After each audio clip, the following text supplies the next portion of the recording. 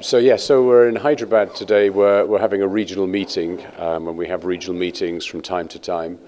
India is so big that it's a region in its own right. As I say, we fly to 9 destinations in India, and over the next couple of years we're looking to expand that.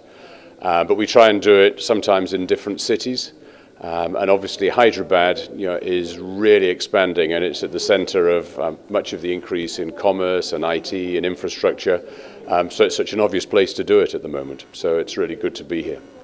Well, so what we'll do is that we will gradually expand flights according to how the business is doing. But I think the longer term goal over a 2 or 3 year period is to try and fly to most places twice a day.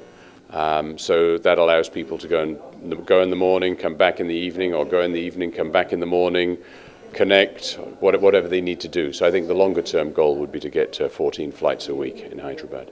So we have a network, and so we can carry people from India, not just to Sri Lanka but beyond, to Australia, to China, to Singapore, to Thailand, and the more flights you have, the more connectivity you have, so the more convenient that schedule is.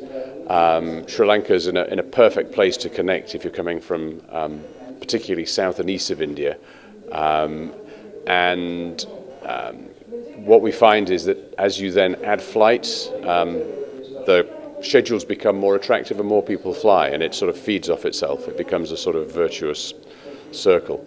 I mean, if you look at some of the city pairs that you've got flying in domestic India now, if somebody had told you 10 years ago that you could fly that many times a day, you wouldn't believe them. You wouldn't think you could ever get that many passengers, and now you just look at it. So it's no different flying to Sri Lanka. Thank you.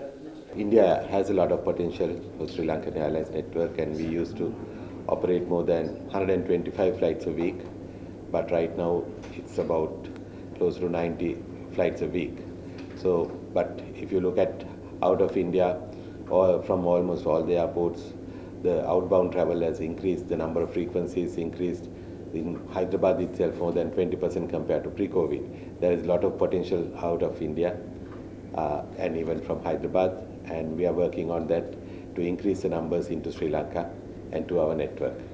We operate to 37 destinations in Sri Lankan Airlines, 37 destinations, and Australia and the UK. Of course, India as a country, India is the largest. Australia and the UK, they are the large operations that we have the business with.